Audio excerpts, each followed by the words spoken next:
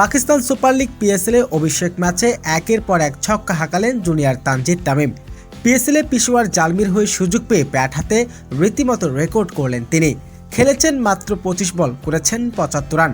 রীতিমতো চোখ ধাঁধানো পারফরমেন্স তানজিদ তামিমের। এমন ব্যাটিং দেখে রীতিমতো হতবাক পুরো ক্রিকেট বিশ্ব। দর্শক, এসবের বিস্তারিত থাকছে ভিডিওর প্রতিবেদনে।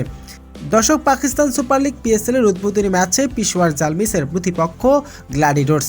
এদিন শুরুতে টস জিতে আগে ব্যাটিং করার সিদ্ধান্ত নেন গ্ল্যাডিয়েটর্স। তারা আগে ব্যাটিং করতে নেমে নির্ধারিত 20 ওভারে 9 উইকেট হারিয়ে সংগ্রহ করেন 190 রান। 191 রানের লক্ষ্যে তারা করতে নামেন ওপেনার তানজিদ তামিম এবং বাবর আজম। শুরু থেকে উদ্বোধনী জুটি, শুরু থেকে 4 ছক্কার ঝড় তোলেন ওপেনার তানজিদ হাসান তামিম। প্রথম ওভার থেকে শুরু করে একের পর এক ছক্কা হাঁকান তিনি। প্রতিপক্ষ বোলারকে করে দেন নাজেহাল।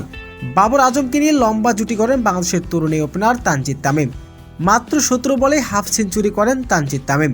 তখন পেশোয়ার জালমিসের সংগ্রহ দাঁড়ায় 10 ওভারে 107 রান। সেখান থেকে আর ইনিংসটাকে বড় করতে পারেননি তামিম। মাত্র 25 বল মোকাবেলা করে 75 রানের ঝোড়ো এক ইনিংস খেলেন তিনি।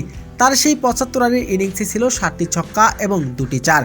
শেষ দিকে বাবর আজমের ঝোড়ো ইনিংসে এদিন জয়ের দেখা পায় পেশোয়ার জালমির। 1 ওভার 2 উইকেট হাতে রেখে জয় নিশ্চিত করেন তারা। পিএসএল এ প্রথমবারের মতো সুযোগ পেয়ে ব্যাট হাতে রীতিমতো 4 ছক্কার ঝড় তুলেন জুনিয়র তানজিদ তামিম।